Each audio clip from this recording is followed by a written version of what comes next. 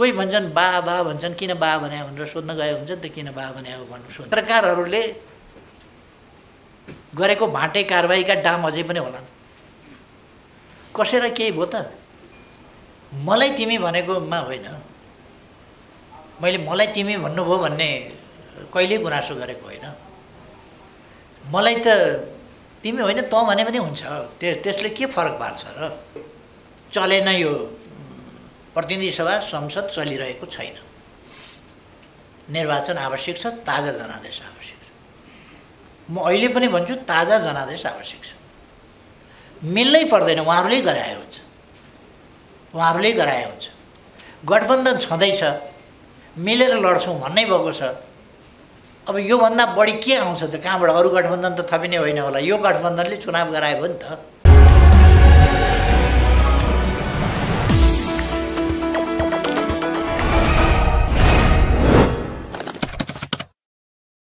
सिंगै सरकार त प्रधानमन्त्रीका मातहतमा हुन्छ, मन्त्री परिषद प्रधानमन्त्रीका मातहतमा हुन्छ।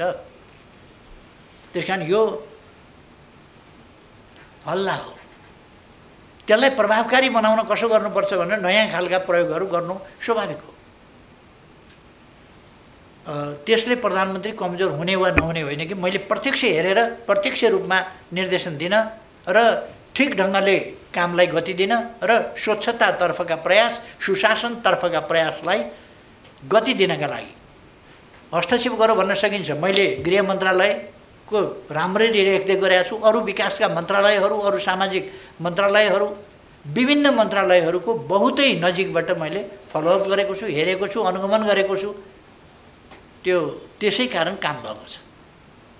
त्यसकारण यो पावरफुल भयो भन्ने होइन, प्रधानमन्त्री त पावरफुल भइहाल्छ नि। सबै मन्त्रालय उसका मातहत, सबै मन्त्री उसका मातहत, अनि पावरफुल हुँदैन? उसँग मन्त्री परिषद फेरबदल गर्ने अधिकार हुन्छ अनि पावरफुल हुँदैन? अब जहाँसम्म बोल्न सक्दैन भन्ने कुरा छ। म प्रधानमन्त्री हुँदाखेरि पत्रकारहरूले गरेको भाटे कारबाहीका डाम अझै पनि होलान्। कसैलाई केही भयो त? अनि मैले दमन कसलाई गरेँ? अनि बोल्नै नपाउने भन्ने कहाँ कसलाई के सजाय भयो बोले बापत? अनि पत्रकार त त्यत्रो बोलेर चाहिँ भाटे कारबाही गर्छन् मलाई भने राजनीति गर्ने मान्छेहरूले छोड्छन् होला। यहाँनिर एउटा चिन्ता देख्छु, किन सम्मान गर्छन् भन्ने। कोही भन्छन् बा बा भन्छन्, किन बा भने भनेर सोध्न गयो हुन्छ नि त, किन बा भने हो भन्नु सोध्ने भन्नेहरूलाई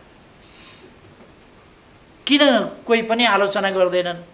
अघि पनि प्रश्न उहाँले उठाउनु भएको थियो, बोल्न सक्दैनन् भनेर। बोल्न नसक्ने भन्ने कुरा होइन। एमाले भित्र यत्रो क्वेरलिङ मचाए मान्छेहरूले, यत्रो क्वेरल ठुलो झमेला मचाए, यति गाली गलौज गरे, तै पनि पुगेन केपी ओलीलाई चाहिँ भन्न बोल्नै सक्दैन अरे। के गर्नु पर्यो योभन्दा बढी? बोल्न नसकेको मात्रै होइन कि के गरेको छ, के गरेको छ, तै पनि अब आम रूपमा साथीहरूले होला, मेरो इतिहास हेरेर होला, अरू कुरा हेरेर होला, अनेक हिसाबले हुनसक्छ सम्मान पनि गर्नुहुन्छ। त्यो सम्मानका लागि म साथीहरूलाई धन्यवादै दिन्छु। बोल्न नसकेको भन्ने कुरा, दमन गरेको भन्ने कुरा, किन अहिले बोल्नु भएन भनेर? अहिले बोल्ने त कार्यक्रम नभएर नबोल्नु होला। मैले बोल्न रोकेर भएर होइन नि। अब तपाईँहरूले चाहिँ दुईतिर भट्टराई राख्यो भनेपछि एउटा भट्टराई नै उठेर हिँड्नु। कुन कुन थरको राख्नुपर्ने रहेछ भनेर यता थाहा पाइपुग्नु। त्यस कारण यो त संयोगको कुरा हो, त्यसलाई खासै बनाउनु हुँदैन भन्छु म। उमेर हदको कुरा छ, कार्यकालको कुरा छ। एउटा चाहिँ क्लास दोहोऱ्याएर पढ्दिनँ भनेको थियो नि भनेर। क्लास छैन्जेल दोहोऱ्याएर पढ्दिनँ, क्लास सिद्धिएपछि के गर्ने? महाविद्यावारिधि गरिसकेपछि पढ्न छोड्छ मान्छेले? प्रधान सम्पादक भइसकेपछि काम गर्न छोड्छ मान्छेले? दोहोऱ्याएर पढ्दिनँ भनेको त क्लास छैन्जेल हो, क्लास सिद्धियो नि त अब त। अध्यक्षभन्दा माथि जाने ठाउँ भए मास्टर जान्थेँ, अध्यक्षभन्दा मास्टर जाने ठाउँ छैन, के गर्ने? क्लास नदोहोऱ्याउने ठिक हो त्यो।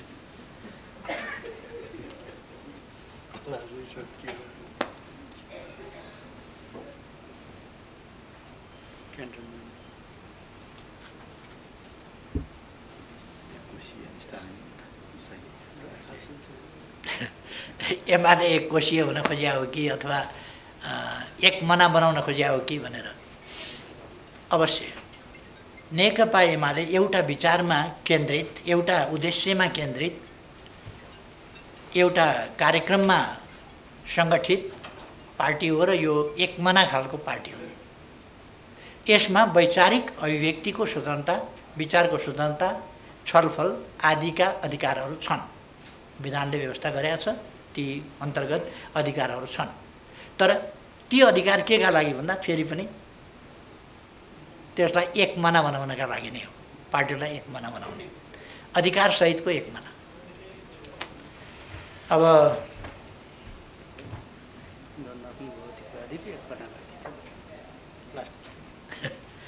यो द्वन्द्वात्मक भौतिकवाद र एक मना पार्टी एउटै कुरा हो।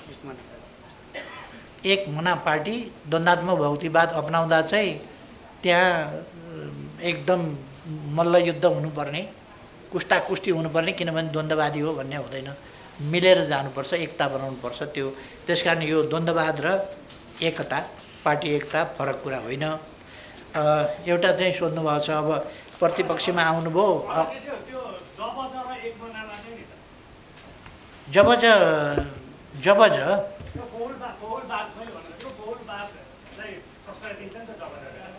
होइन, यो के भने विभिन्न विचारलाई सम्मान गर्छ। पार्टीभित्र चाहिँ एउटा विचार हुन्छ। जबज मान्नेहरू एमालेमा हुन्छन्, एउटा विचार मान्ने। जबज नमान्नेहरू आफ्ना आफ्ना विचार समूहमा हुन्छन्। त्यो अरू विचार समूहलाई पनि हामी सम्मान गर्छौँ, अरूलाई पनि स्वीकार्छौँ। तर अर्कोतिर जाने छ भने सहयात्रा, बनारस जाने मान्छेलाई कुतीतिर जाने मान्छेले सहयात्रा, कुतीतिर जाने हिँड्ने लासातिर जानु छ भने बनारस के अरे बनारस जानु छ भने कुतीतिर हिँडेको मान्छेलाई, लासातिर हिँडेको मान्छेलाई एकछिन सहयात्रा गरौँ भन्ने केही अर्थ हुँदैन। त्यसकारण हामी बहुलवादमा विश्वास गर्छौँ, विचारको विविधतामा विश्वास गर्छौँ, वैचारिक स्वतन्त्रतामा विश्वास गर्छौँ, विचारहरूको प्रतिस्पर्धामा विश्वास गर्छौँ र विचारहरू एकत्रित हुँदाखेरि चाहिँ एउटै विचारमा समाहित हुने कुरामा पनि विश्वास गर्छौँ। त्यसकारण यो जनताको बहुदलीय जनवाद र बहुलवादका बिचमा कुनै कन्ट्राडिक्सन पनि छैन र त्यसको पार्टी एकता, विचारको एकता, एउटा विचारमा केन्द्रित पार्टी, एउटा उद्देश्यमा केन्द्रित पार्टी भन्ने कुरामा पनि फरक छैन। अब म साथीहरूलाई अलिक हतार पनि भए जस्तो बुझिन्छ। हामी पनि महाधिवेशनको अलिकति उसमै छौँ। प्रतिपक्षमा भएपछि अब सहकार्य हुन्छ होला, एकता हुन्छ होला भनेर उठाउनु भएको छ नि, त्यो एकदम राम्रो कुरा हो। कमसेकम प्रतिपक्षीय एकता त कायम गरौँ ल, ठिक छ नि त। अब आखिर सञ्चार माध्यम त अलिक सत्ताको त्यति अनुकूल हुँदैन, प्रतिपक्षमै हुन्छ, त्यो स्वाभाविक हो। त्यो अलिकति टिप्पणीको चेत हुन्छ, अलिकति आलोचनात्मक चेत हुन्छ सञ्चार जगतमा। अब प्रतिपक्षको एकता एकदम राम्रो कुरा हो। भनेको भने तिमी भन्ने शब्द चाहिँ अङ्ग्रेजीमा यु भन्दाखेरि तिमी, तपाईँ सबैलाई यु नै भन्छ र बालाई पनि, आमालाई पनि, हजुरबालाई पनि, छोराछोरीलाई पनि सबै भन्छ। तर नेपाली भाषा चाहिँ अङ्ग्रेजी जस्तो यस मामलामा योभन्दा, अङ्ग्रेजीभन्दा अलिक धनी छ। तिमी, तपाईँ भन्ने, आदरभाव व्यक्त गर्ने, यो हाम्रो भाषिक सम्पन्नता हो, समृद्धि हो। आफूभन्दा सानाहरूलाई मायाले तिमी भन्ने, साह्रै नजिक भएकाहरूलाई कहिले कहिले तँ पनि भन्ने, साथीका बिचमा पनि त्यो आत्मीयता झल्काउनका लागि, अथवा कहिले कहिले अघि मुनामदनको पनि कुरा चल्यो, ईश्वर तैँले रचेर फेरि कसरी बिगारिस् भन्ने जस्ता खालका कुरा। तँ पनि भगवान्लाई पनि भनिन्छ। अङ्ग्रेजीमा पनि भगवान्लाई दाउ भन्ने शब्द प्रयोग गरिन्छ। तर हाम्रो भाषा चाहिँ तिमी, तपाईँ, तँ, हजुर विभिन्न शब्दमा बोलाउँदाखेरि हामी हजुर भनेर जवाफ दिन्छौँ। कसैले बोलायो भने हजुर भनेर बोल्छौँ। त्यस्तो खालको एउटा शिष्ट शब्द हो। त्यसकारण हामीले अरूको नकल मात्रै नगरौँ, आफ्नो भाषिक सम्पन्नता, भाषिक ओजतालाई कायम राखौँ र हाम्रो देश एउटा सभ्यताको सुरुवात गर्ने देश हो। यसमा तपाईहरुले भाषाको प्रयोगको सम्बन्धमा प्रश्न उठाउनु भएको छ, सम्पादकीय पनि लेख्नु भएको छ। त्यसको दुईटा पक्ष हुन सक्छ। एउटा साँच्चै भाषा अलिक खस्कियो, भाषा खस्किनु हुँदैन, भाषाले मर्यादाका सीमाहरू नाग्नु हुँदैन। विचार आफ्ना हुन सक्दछन्, असहमति हुन सक्दछन्, विरोध हुन सक्दछ, आलोचना हुन सक्दछ, तर भाषिक संयम, भाषिक स्तरीयता र भाषिक मर्यादा त्यसका सीमाहरू उल्लङ्घन हुनु हुँदैन भन्ने मनसायका साथ पनि सम्पादकीयहरू आएका छन् भने आफै सम्पादकीय लेख्ने सम्पादकजीहरूका भाषा आफ्नै सञ्चार माध्यमहरूमा पनि यसो हेर्नु भए पनि हुन्छ। अथवा यो भाषिक समस्या एउटा साझा समस्याकै रूपमा आएको छ कि जस्तो पनि लाग्छ। यसप्रति हामी सबैले ध्यान दिनुपर्छ।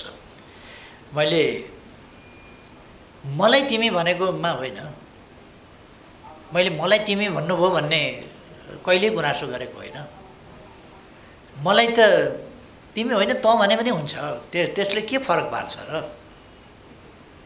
म आफ्नो हकमा मेरो केही पनि डिमान्ड होइन। प्रश्न के हो भने हाम्रो भाषिक श्रेष्ठता जुन छ, सम्पन्नता जुन छ र यो भाषिक श्रेष्ठता जुन छ त्यो यसमा थुप्रै यस्ता पक्षहरू छन्। हाम्रो भाषामा धेरै ठुलो जनसङ्ख्याले बोल्ने भाषा होइन यो, तर यसमा निपात शब्दहरू जस्ता, अनुकरणात्मक शब्दहरू जस्ता र आदरार्थी शब्दहरू जस्ता यस्ता थुप्रै कुराहरूले हाम्रो भाषालाई समृद्ध बनाएको छ। त्यतापट्टि हामी यस समृद्धिलाई बचाउँ भन्ने कुरा हो। साहित्यमा प्रयोग हुनु बेग्लै कुरा हो। साहित्यमा बाको बारेमा लेख्दा तिमी, आमाको बारेमा लेख्दा तिमी, हाम्री हजुरआमा यस्तै थिइन्, हाम्रा हजुरबा यस्ता थिए, हजुरबाले यसो भन्थे, हजुरआमा यसो भन्थिन्, त्यस्तो पनि लेखिन्छ। तर त्यो साहित्यमा हामी बोलीचाली हाम्रा व्यवहारहरूमा गरिन्छ भने त्यस्तै सञ्चार जगतले पनि हाम्रो भाषिक सम्पन्नतालाई अङ्ग्रेजीको नकल गरेर बिर्सिनुमा गर्व नमान्दा हुन्थ्यो कि भन्ने मेरो आग्रह हो। त्यसमा मेरो कुनै जिद्दी छैन। तपाईहरुको अब यो हामीले गरेको नकलै हो, अङ्ग्रेजीको नकलै हो। तिमी तिमी तिमी सबै तिमी, यो हाम्रो भाषाको मर्यादा अनुसार चाहिँ होइन भन्ने मात्रै मेरो कुरा हो। यसमा हामी सबैको एउटा साझा कुरा हो। साहित्य जस्तै सञ्चार माध्यम पनि साहित्यकै स्तरमा हो भन्ने हो भने सञ्चार माध्यम र साहित्यमा फरक छ। भगवानको भजन र पत्रकारले गर्ने टिप्पणी फरक कुरा हो भन्ने मात्रै कुरा हो। यसप्रति भगवानको भजनमा तँ पनि चल्छ, पत्रकारले गर्ने टिप्पणीमा अलिक चल्दैन कि? यदि कुनै भाषामा अङ्ग्रेजी जस्तो ठुलो भाषामा अलिक त्यस्तोमा तँ पनि चल्या भए हामी नकल गर्थ्यौँ कि? तर तिमी चल्या हुनाले त्यसको नकल गरेका छौँ। नगर्दा हुन्थ्यो कि जस्तो लाग्ने मेरो विचार हो। हाम्रो समाजलाई, हाम्रा राम्रा पक्षहरूलाई चाहिँ जोगाएर राखौँ भन्ने मेरो एउटा आग्रह हो। यसमा अरू धेरै केही भन्दिनँ। अदालतको फैसला मान्नु पनि पर्छ र बेठिक छ भने वा बेठिक लाग्दाखेरि पनि विरोध गर्न सकिन्छ। तपाईहरुलाई थाहा छ सत्यभन्दा ठुलो केही हुँदैन। सत्यभन्दा ठुलो अदालत पनि हुँदैन। अदालत लोकतन्त्रमा शक्ति तीर्थीकरणको सिद्धान्त अन्तर्गत स्वतन्त्र न्यायालय भनेर मानिन्छ र न्यायालयबाट त्यस अनुसारको मर्यादाको अपेक्षा गरिन्छ, त्यस भूमिकाको, त्यस धर्मको निर्वाहको अपेक्षा गरिन्छ। त्यस्तो भएन भने लोकतन्त्र अप्ठ्यारोमा पर्छ, लोकतन्त्रका मूल्य मान्यता अप्ठ्यारोमा पर्छन् र अदालतप्रति जनताको मनमा विश्वासको कमी भयो भने, अदालतप्रति मर्यादा भाव जनतामा कमजोर भयो भने शक्ति पृथकीकरणको सिद्धान्त र लोकतन्त्र कमजोर हुन्छ कि भन्ने चिन्ता हो।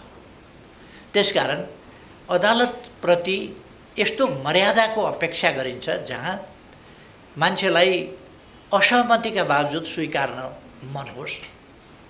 असहमतिका बावजुद मुद्दा हार्ने र जित्नेका पक्ष हुन्छन्। हार्ने पक्षले साधारणतया अन्याय पर्यो भन्न सक्छ, तर वस्तुतः उसको मनले चाहिँ अन्याय पर्यो नभन्ने स्थिति पनि हुनसक्छ। मैले हारेको ठिकै छ भन्ने स्थिति पनि हुनसक्छ कानुन सम्मत हिसाबले। अब अदालत यो अदालतका फैसलाहरू नजिरका रूपमा रहन्छ। आज मैले के कमेन्ट गरेँ या कुन सम्पादकले के लेख्नुभयो अथवा कुन सञ्चार माध्यमले कसरी प्रसारित गर्यो, कुन रूपमा ग्रहण गर्यो भन्ने मात्रै होइन, त्यो इतिहासमा मूल्याङ्कनको विषय हुन्छ र दशकौँ अगाडि मात्रै होइन, सैकडौँ वर्ष अगाडि, सयौँ वर्ष अगाडि कुनै अदालतले गरेको फैसला आज नजिरको रूपमा सकारात्मक वा नकारात्मक दृष्टान्तको रूपमा त्यसलाई प्रस्तुत गरिन्छ। पाकिस्तानका थुप्रै फैसलाहरू त्यस रूपमा बडो चर्चामा आउने गर्छ। हुन त हाम्रो अदालतको फैसलामा पनि पाकिस्तानको नकारात्मक कुराहरूको चाहिँ चर्चा देखिन्छ। अहिले मेरो त्यो विषय होइन कि मैले त्यसको चिरफारमा जान खोजेको होइन। अदालतको फैसला न्यायसम्मत हुनुपर्दछ। न्याय भनेको संविधान र कानुन सम्मत हुनुपर्दछ। न्याय हुन्छ कि हुँदैन भन्ने होइन, न्याय चाहिँ तत्कालीन संविधान, कानुन, सामाजिक प्रबन्ध, समाजले स्वीकारेका मूल्य मान्यताहरूका आधारमा न्याय निरूपण गरिन्छ, संविधान कानुनका आधारमा। त्यसकारण त्यसलाई न्याय मान्नुपर्छ। त्यो अपेक्षा आम जनताले गरेका हुन्छन्, सबैले गरेका हुन्छन्। एकपल्ट एउटा फैसला, उस्तै प्रकृतिको फैसला अध्यादेशबाट राज्य सञ्चालन गर्न खोजियो, राज्य चलाउन खोजियो भन्ने हुन्छ। अर्कापल्ट त्यही कुरा केही पनि हुँदैन। त्यो यस्तो खालको कुरा हुँदाखेरि हामीलाई त केही छैन। एमाले प्रतिपक्षमा गयो भने साथीहरूले अघि अलिकति चिन्ता पनि जाहेर गर्नुभएको छ नि, 5 वर्ष चलाउन सक्नु भएन भनेर। म धन्यवाद भन्छु। 5 वर्ष चलाउनु पर्थ्यो केपी ओली नेतृत्वको सरकारले भन्ने त सबैलाई छ नि। दुःख मनाउ त गर्नुभएको छ नि त साथीहरूले। 5 वर्ष चल्नु पर्थ्यो, चलेन होला। मलाई अलिकति के भने तपाईँले ढङ्ग पुर्याउनु भएन, जगाउनु पर्दैन थियो त्यति राम्रो चलेको सरकार भन्ने आलोचना तपाईँहरूको छ नि त। जगाउनु पर्थ्यो त्यो सरकार, सबैको सहमति देखिन्छ। मेरो ढङ्ग पुगेन भन्ने आलोचना छ। म ढङ्ग पुगेनमा जान चाहन्न। मुख्य कुरा के हो भने त्यो सरकार चाहिँ चल्नु पर्थ्यो 5 वर्ष भन्ने कुरा चाहिँ मुख्य कुरा हो। मेरो ढङ्ग नपुगे आउनु सक्छ। अब अदालतको फैसलामा असहमत हुन सकिन्छ र आलोचना गर्न सकिन्छ, तर सम्मानित अदालतप्रति लोकतन्त्रमा फेरि पनि यस्तो सम्मान चाहिँ गरिन्छ जहाँ त्यो फैसला कार्यान्वयन चाहिँ गरिन्छ। फैसला मान्ने, फैसलाको कार्यान्वयन गर्ने र यसैस कारणले चित्त बुझेन, यसैस कारणले फैसला गलत छ भन्न पाउने, यो लोकतन्त्रको मूल्य मान्यता अन्तर्गतको पनि कुरा हो र त्यो न्यायसङ्गत कुरा पनि हो। आफ्नो कुरा पनि भन्न पाइने र अदालतको फैसलालाई मान्ने पनि। हामीले अदालतको फैसलालाई मानेका छौँ, मान्ने गरेका छौँ र लोकतन्त्रमा अदालतले कहिले कहिले गलत फैसला गर्छ। जस्तो परमादेशको फैसला गलत गर्यो। यो आजका लागि मात्रै भनेको होइन मैले। हिस्ट्री विल जज। भोलि इतिहासले मूल्याङ्कन गर्नेछ, यो संविधान सम्मत भएन। तर पनि लोकतान्त्रिक प्रणालीमा शक्ति पृथकीकरणको सिद्धान्तमा स्वतन्त्र न्यायालयका रूपमा फैसला जस्तोसुकै आए पनि मानिन्छ। यो आफ्नो मर्यादा, जनताको नजरमा आफ्नो मूल्याङ्कन र जनताको अदालतप्रतिको विश्वासको रक्षा गर्ने काम सबैको हो, त्यसमा पनि अदालतको मुख्य रूपमा हुन्छ। मैले त्यति मात्रै यसमा भन्न चाहन्छु।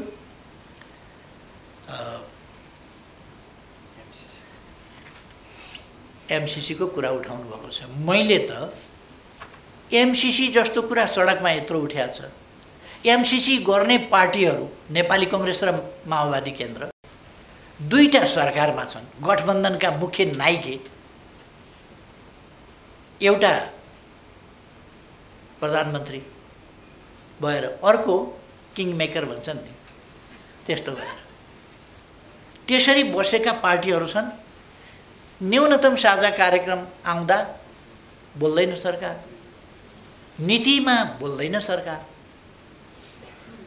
के हो सरकारले बिर्सियो कि भनेर मैले पार्लियामेन्टबाटै सम्झाएको साथीहरूलाई थाहा होला। यति साह्रो स्मरण शक्ति त सरकारको कमजोर नहुनु पर्ने। एमसीसी कसरी बिर्सियो, कसरी छुट्यो, कि यो बोल्नै नपर्ने, हेर्नै नपर्ने विषय भयो कि?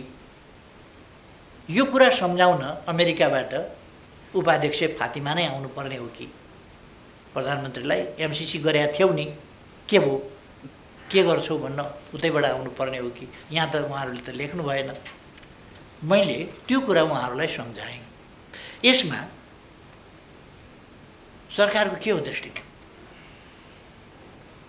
अहिले पनि म जान्न चाहन्छु सरकारको के हो दृष्टिकोण।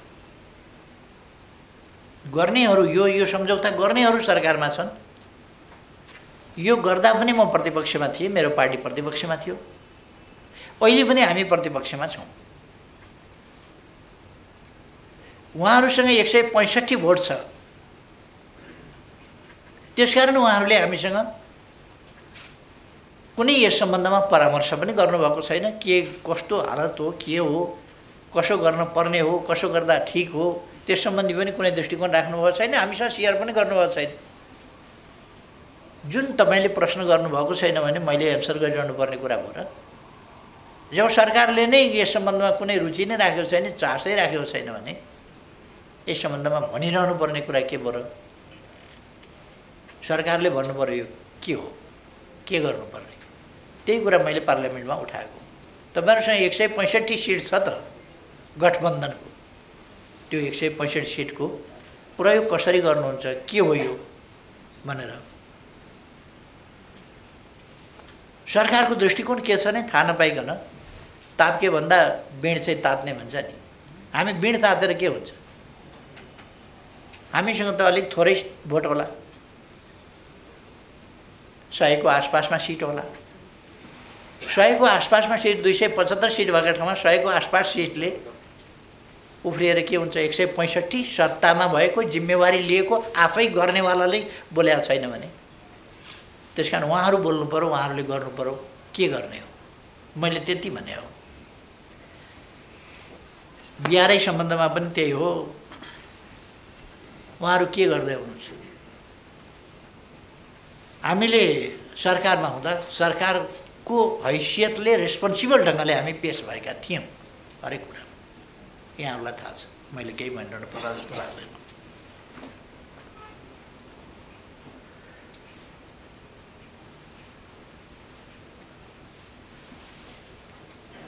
जनताको बहुदलीय जनवादको बारेमा प्रश्न उठाउनु भएको छ। जनताको बहुदलीय जनवाद जड विषय होइन। यो गतिहीन एउटा जड सिद्धान्त होइन, यो गतिशील सिद्धान्त हो र यो समयानुकूल ढङ्गले आवश्यकता अनुसार परिमार्जित र विकसित हुँदै जान्छ। अहिलेसम्ममा थुप्रै कुराहरूमा यो परिमार्जित र विकसित भएको छ जनताको बहुदलीय जनवाद।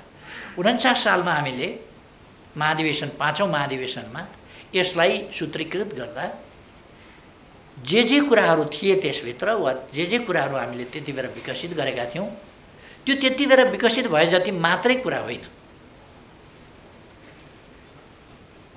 त्यो पछिसम्मका लागि त्यसले एउटा दृष्टिकोण दिएको थियो,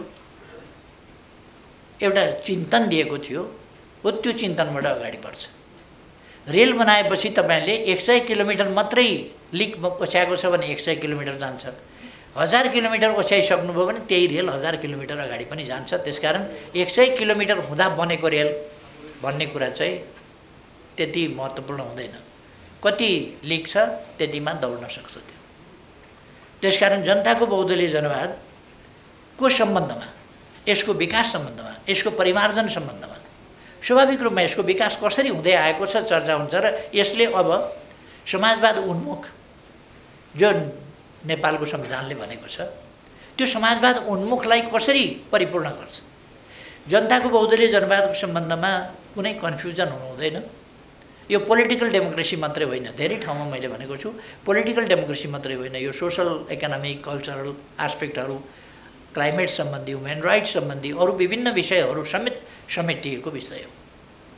त्यसकारण यो एकपक्षीय होइन, बहुआयामिक बहुपक्षीय छ र यो समाजको समग्र समाजको परिवर्तनको एउटा सिद्धान्त हो, परिवर्तनको एउटा बाटो हो।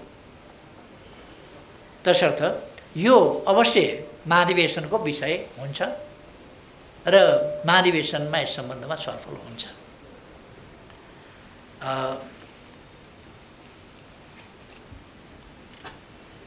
अहिलेको व्यवस्था र बहुदलीय जनवादका बीचमा भिन्नता छ कि छैन भनेर, जनताको बहुदलीय जनवादका अंशहरू अहिलेको प्रणालीमा छन्।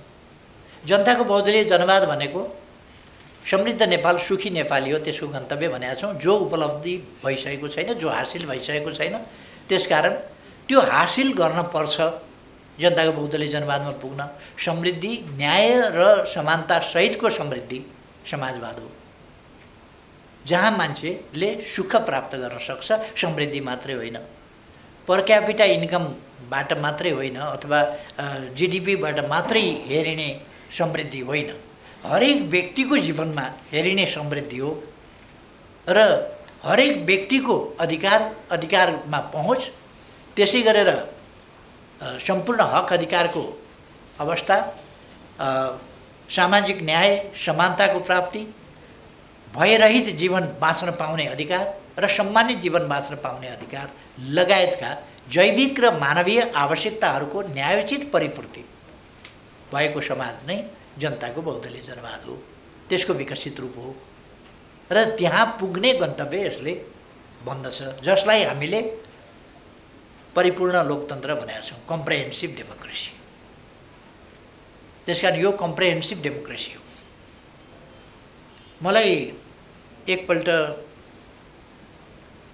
एकजना नेताले सोध्नुभयो, डेमोक्रेसी भनिसकेपछि फेरि कम्प्रेहेन्सिभ किन भन्नु पर्यो, पूर्ण परिपूर्ण किन भन्नु पर्यो, डेमोक्रेसी भनेपछि पूर्ण भइगयो नि भनेर। त्यसका निम्ति अहिले भर्खरै साथीहरूले प्रसारण पनि गर्नुभएको छ। बिपी कोइरालाले 2035 साल माघ 27 गते बिबिसीलाई दिनुभएको अप्रकाशित अन्तर्वार्ता अहिले उहाँकै आवाजमा प्रकाशित भएको छ, यहाँहरूले नै गर्नुभएको छ प्रकाशित। त्यो इन्टरभ्यू हेर्नुभयो भने थुप्रै प्रश्नहरू, जातीय प्रश्नहरू, डेमोक्रेसीको प्रश्न, राष्ट्रिय एकताको प्रश्न आदि प्रश्नहरूको जवाफ त्यहाँ पाइन्छ र किन परिपूर्ण लोकतन्त्र भनेको रहेछ भन्ने कुराको जवाफ त्यो मलाई सोध्ने साथीहरूले पनि, जो नेताले सोध्नुभएको थियो उहाँले पनि आफ्नै गुरु बिपी कोइरालाजीको त्यो इन्टरभ्यू हेरेर त्यसबाट बुझ्नुभयो हुन्छ। मैले उहाँलाई धेरै राम्ररी बताउन पनि भ्याएको थिइनँ, त्यही इन्टरभ्यू हेरे पनि हुन्छ भन्ने मलाई लाग्छ। किन बिपी कोइरालाले पूर्ण लोकतन्त्र भन्नु, किन उहाँले लोकतन्त्र मात्रै भनेर नपुगेर पूर्ण लोकतन्त्र के अर्थमा भन्नुभयो भन्ने कुरा।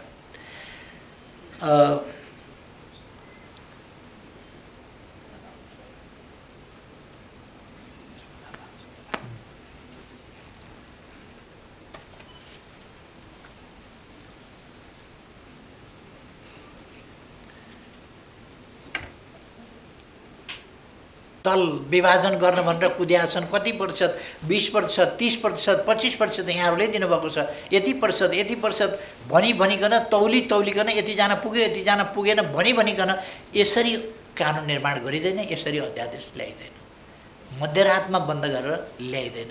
यो कुरा के भने रातको कुरा, मध्यरातको कुरा भनेको मध्यरातसँग सरकार होइन, मध्यरातमा अधिवेशन अन्त्य गर्ने हठात र भोलिपल्ट बिहानै जारी गर्ने कुरा जुन हो अध्यादेश यो चाहिँ कपटपूर्ण भयो, यो दूषित मनसाय भयो भन्ने प्रश्न मात्रै हो।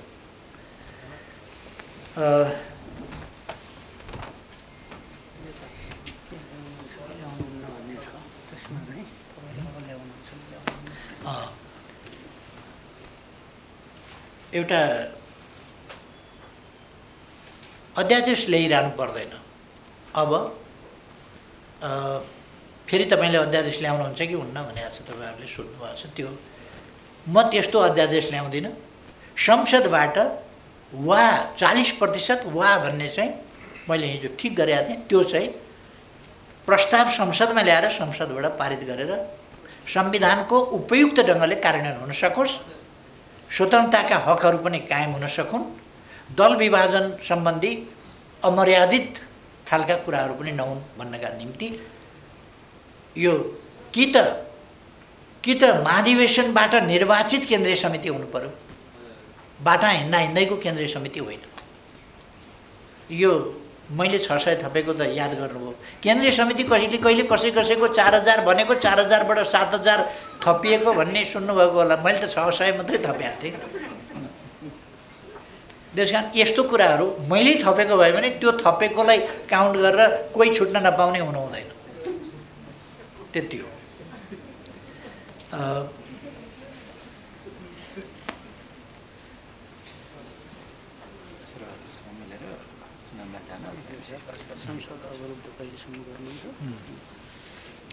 अर्को चाहिँ शेरबहादुरजीसँग मिलेर अर्ली इलेक्सनमा जाने कि नजाने भनेर भन्नुभएको छ। यो चलेन। यो प्रतिनिधि सभा संसद चलिरहेको छैन।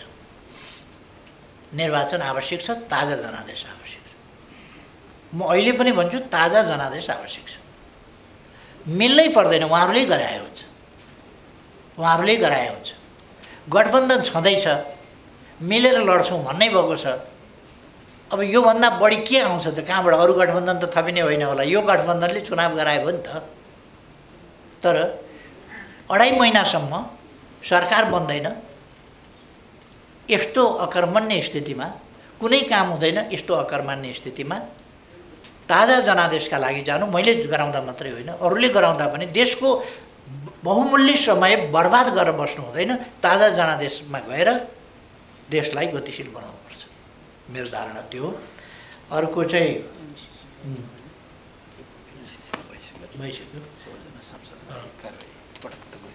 ए 14 जना सांसदहरूको भन्ने एउटा कुरा, तिनीहरूलाई कारबाही गरेको प्रसङ्गमा एउटा उठाउनु भएको रहेछ। एकपल्ट स्पष्टीकरण सोधियो होला, अर्कोपल्ट पनि स्पष्टीकरण सोधियो। घटनाक्रमहरू फरक पर्दै गएपछि जोडियो।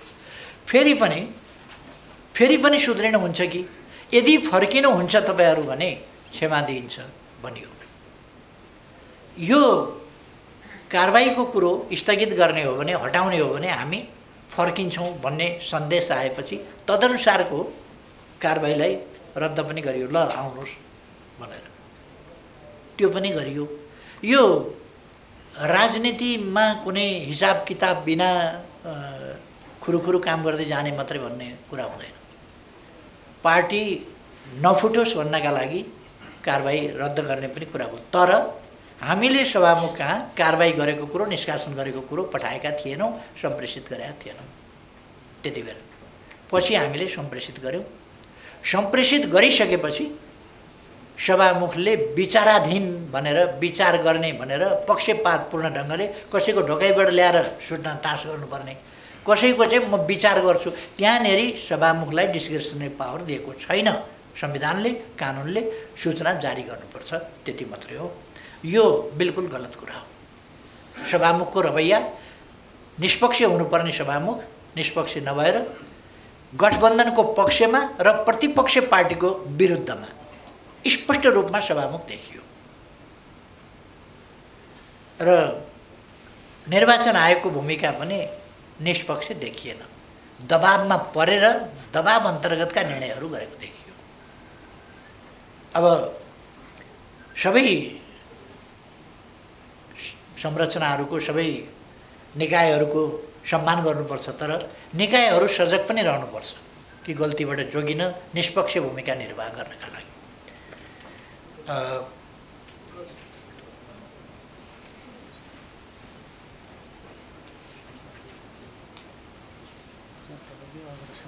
सचेत गराउनुहुन्छ भन्ने छ।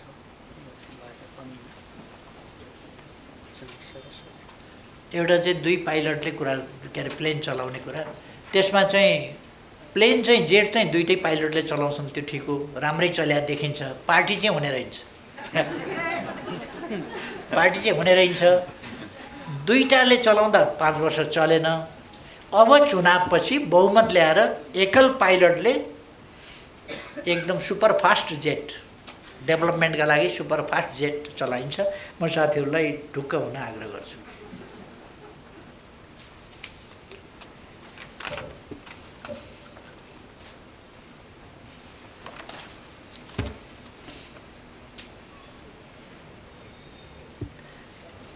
एउटा यो कालो धनलाई स्रोत नखोजिने मैले भन्नु पर्ला जस्तो लाग्दैन।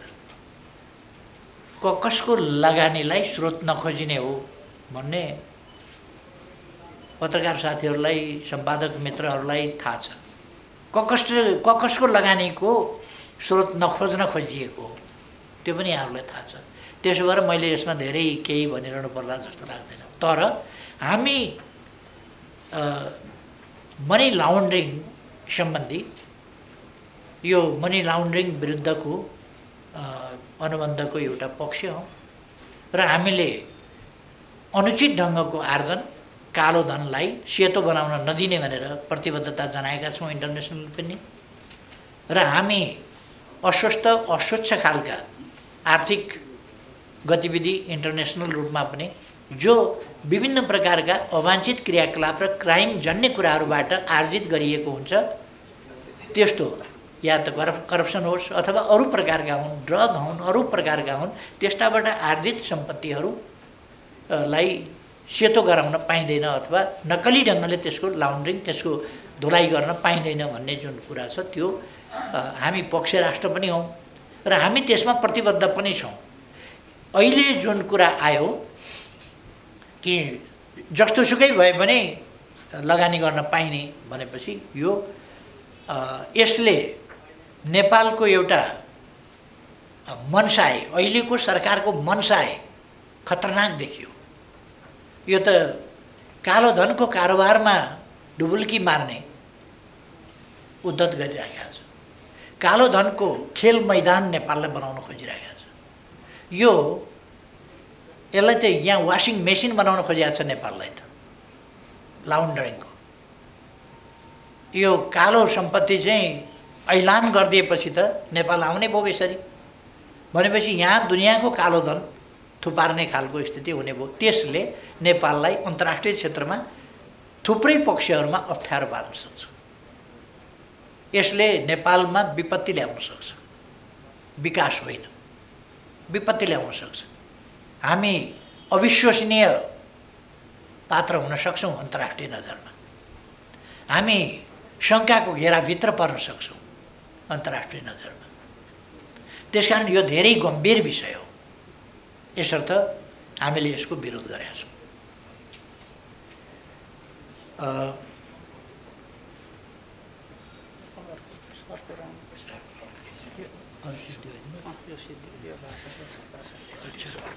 अब मैले अहिलेसम्म उठेका प्रश्नहरूको सम्बन्धमा स्पष्ट गरेँ भन्ने मलाई लाग्छ।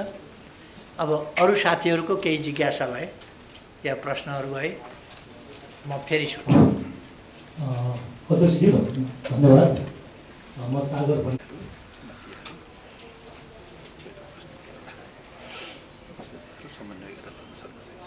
राजनीति विकृत भएर गइरहेको छ भन्ने कुरा साँचो हो।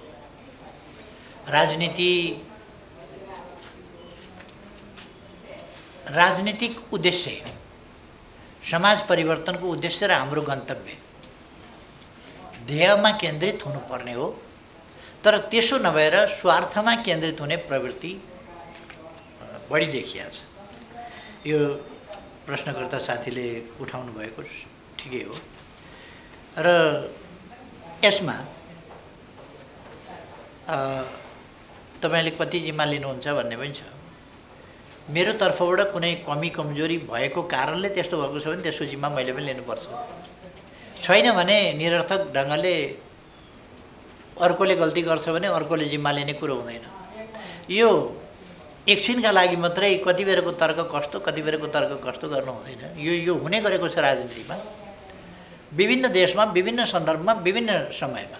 हाम्रै देशमा पनि नेपाली कङ्ग्रेसभित्र सुरुमै 8 साल 7 सालको आन्दोलनभन्दा पछि पनि विभाजन भएको थियो र त्यो हामीले देखेका छौँ। अघिल्ला सभापति र पछिल्ला सभापति, संस्थापक सभापति र पछिल्ला सभापति अनेकका बिचमा त्यस प्रकारका कुराहरू देखेका छौँ। गणेशमानजीले नेपाली कङ्ग्रेस परित्याग गरेको घटना देखेका छौँ। कृष्णप्रसाद भट्टराईजीले नेपाली काङ्ग्रेस परित्याग गरेको घोषणा गरेको कुरा देखेका छौँ। यस्ता कुराहरू राजनीतिमा हुँदा रहेछन् जो नहुनु पर्थ्यो। त्यसमा कसको कति दोष त्यता नजाउँ। मलाई लाग्छ मैले सधैँ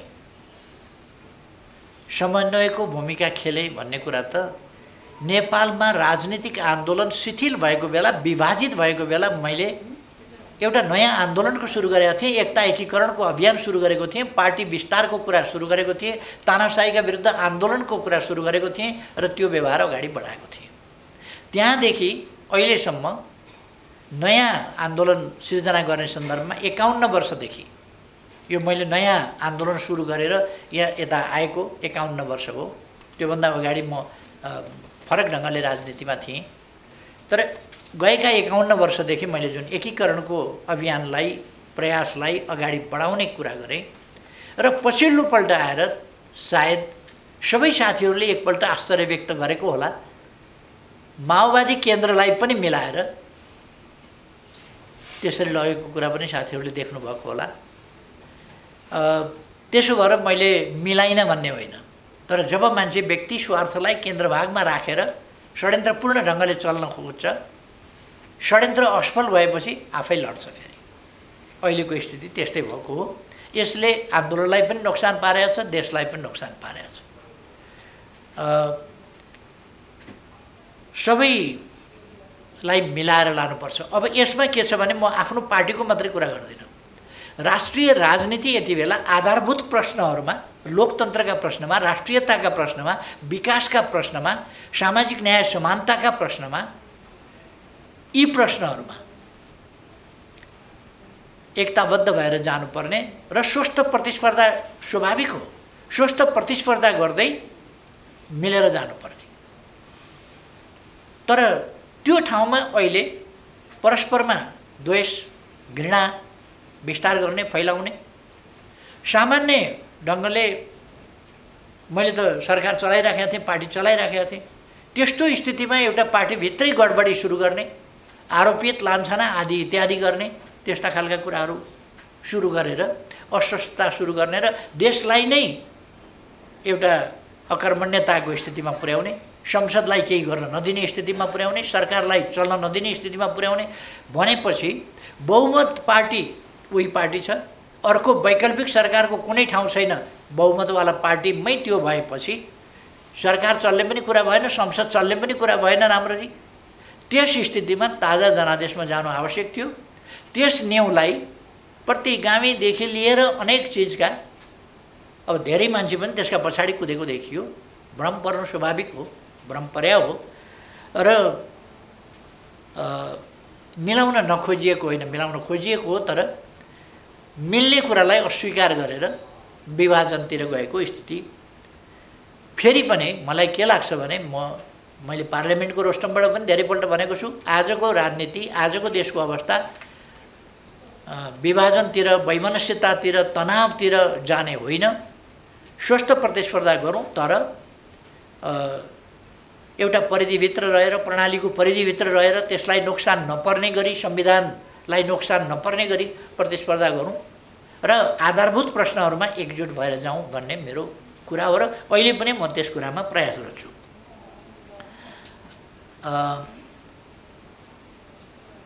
शासकीय व्यवस्था अहिले हामी एउटा सङ्क्रमणकालीन अवस्थामा छौँ। विश्वव्यापी रूपमै यस प्रकारका प्रवृत्तिहरू कमबेस देखिन्छन्। हाम्रो देशमा अलिकति बढ्दै भ्रष्ट प्रवृत्ति, कमिसनखोरी प्रवृत्ति, अनेक प्रकारका पेठिक प्रवृत्तिहरू निकै जब्बर देखिएका छन्। त्यसको सबभन्दा पछिल्लो उदाहरण त अब जस्तोसुकै धन भए पनि लगानी गरेपछि त्यो लगानीलाई चाहिँ नखोज्ने भन्ने कुराको रूपमा पनि प्रकट भएको छ। यस्ता अरू कुराहरू पनि प्रकट भएका छन् जो अहिले म त्यति धेरै जान चाहन्न।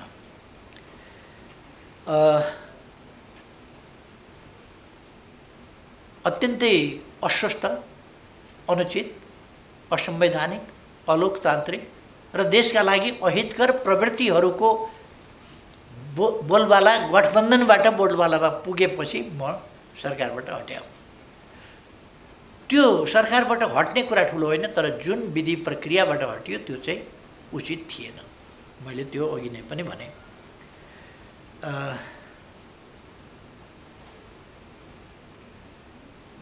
एकजना चेलीले मुहार फेरिएन नि भन्ने कुरा गर्नु हो। म दावा साथ भन्छु, अहिलेसम्मका सरकारका कामहरूमा म प्रधानमन्त्री भएर सञ्चालन गर्दाको अवधि हेरियोस्, विकासका कामहरूको गति हेरियोस्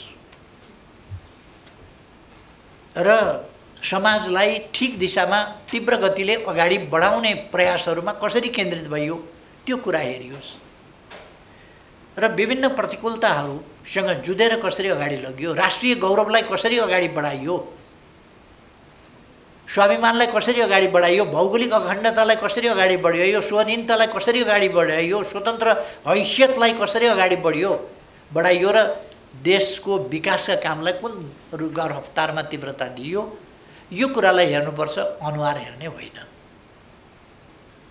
अब तपाईँलाई मेरो अनुहार मन नपर्या हो र? मन नपर्नुपर्ने कुनै कारण त मलाई लाग्दैन।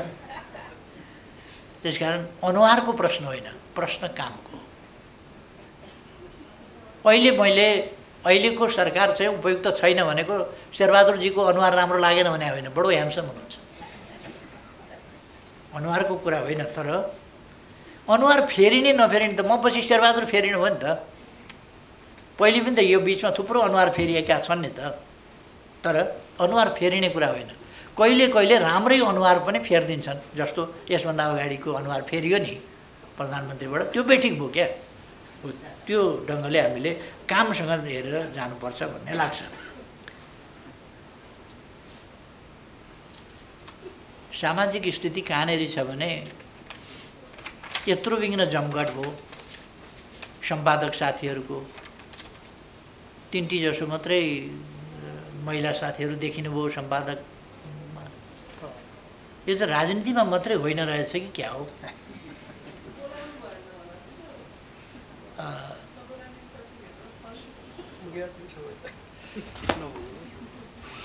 खैर आफ्नै क्षेत्रमा पनि अलिकति ध्यान दिने हो कि कमसेकम म के भन्छु भने मङ्सिर 10, 11, 12मा सम्पन्न हुने नेकपा एमालेको 10औं राष्ट्रिय महाधिवेशनबाट हाम्रो पार्टीको केन्द्रीय कमिटीमा 33% महिलाहरूको उपस्थिति हुनेछ। नोट गरेर राख्नुहोस्, नोट गरेर। त्यसपछि मैले गर्ने पत्रकार सम्मेलनमा महिलाहरूको उपस्थिति 1/3 हुन्छ कि हुँदैन म हेर्छु। सचेत समुदायले सङ्घर्ष गर्नु पर्यो यसका लागि। म त आफ्नो ठाउँमा गर्दैछु। अब पत्रकारमा मैले नियुक्त गर्न जाने कुरा भएन सम्पादक। राजनीतिक पार्टीमा चाहिँ 33% म पुर्याउँछु। सही कुरा गर्नु हो। केन्द्रीय कमिटीमा भन्दैछु, प्रचार विभागको मात्रै होइन, केन्द्रीय नेतृत्वमा केन्द्रीय कमिटीमा 33% महिलाको उपस्थिति महाधिवेशनबाट हुन्छ। अहिले मनोनित गर्ने कुरा भएन। त्यसको प्रबन्ध अहिलेदेखि वैधानिक व्यवस्था गरेरै जान्छु म भन्ने कुरा स्पष्ट गर्न चाहन्छु। हामीले इनइक्वालिटीलाई कम गर्ने सम्बन्धमा र इक्वालिटी बढाउने सम्बन्धमा थुप्रै काम गरेका छौँ जननिर्वाचित स्थितिमा जननिर्वाचितको कुरा गर्ने हो भने जनप्रतिनिधिको क्षेत्रमा हामीले 41% निर्वाचित जनप्रतिनिधि चाहिँ महिला पुर्याएका छौँ अहिले। त्यो हामी इन्टरनेसनल तहमै गर्व गर्न सक्ने कुरा हो। त्यो तहमा केही देशहरू मात्रै छन् विश्वका, आम रूपमा छैनन्, जहाँ नेपाल हामीले पुर्याएका छौँ। त्यसकारण यी एचिभमेन्टहरू नभएका होइनन्, अरू ठाउँहरूमा पनि एचिभमेन्ट पुर्याउँदै जान्छौँ हामी।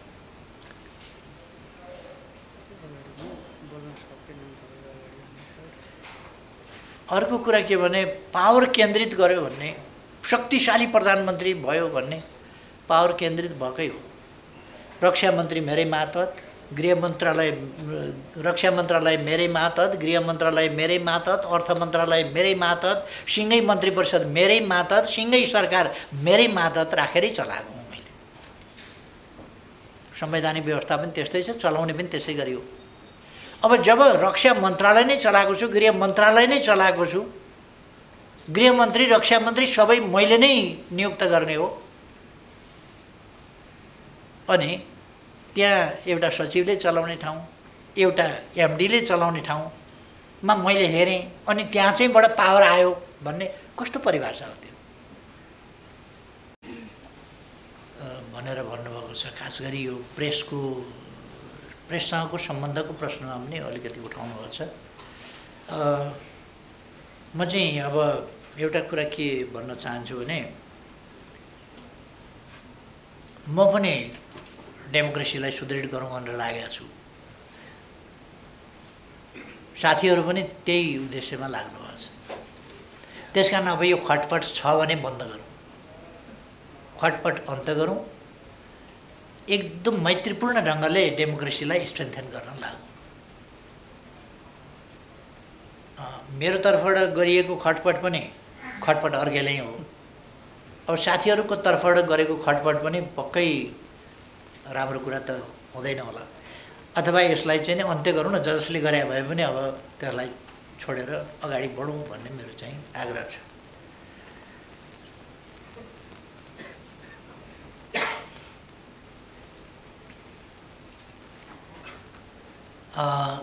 दल विभाजन सम्बन्धी अध्यादेश भनेर एउटा आधा कुरा चाहिँ बहुत राम्ररी भन्नुभयो, यो गलत हो भनेर।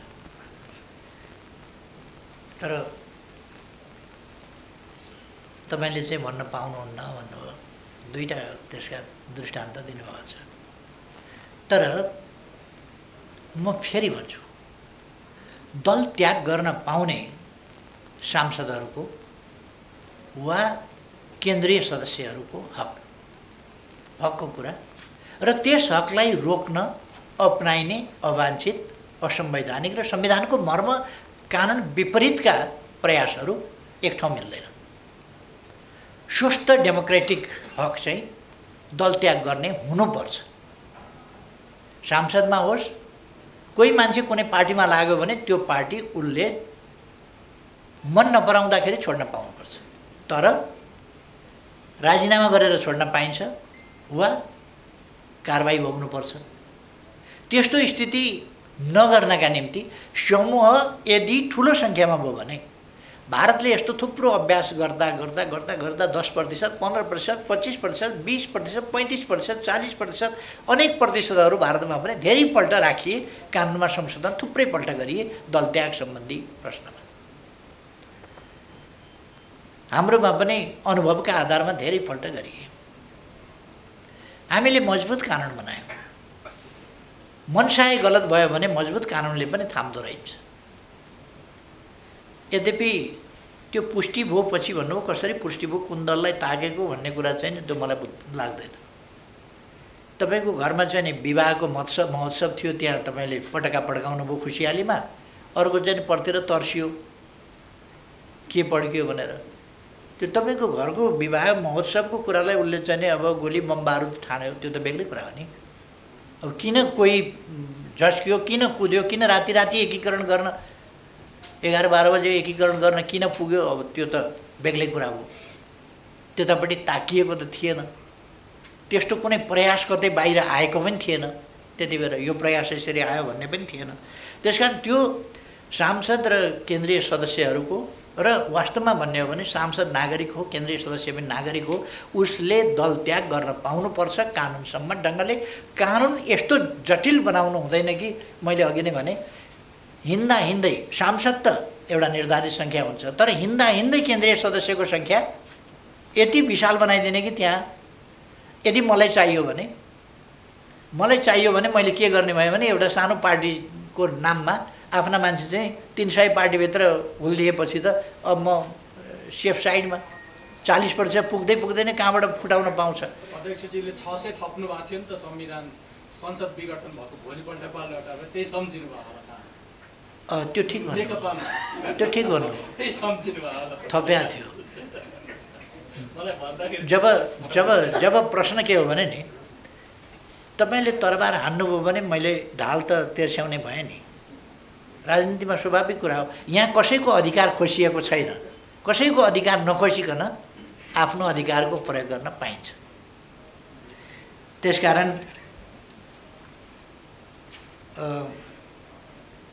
कि अध्यादेश गलतै, अध्यादेश संवैधानिक कुरै होइन जस्तो, त्यस्तो होइन। अध्यादेश संवैधानिक कुरा हो, तर समुचित प्रयोग गर्नुपर्छ। संसदको अधिवेशन चालु नरहेका बखत देशलाई तत्काल जरुरी परेमा भन्ने कुरालाई ध्यान दिनुपर्छ। कुरा त्यति हो।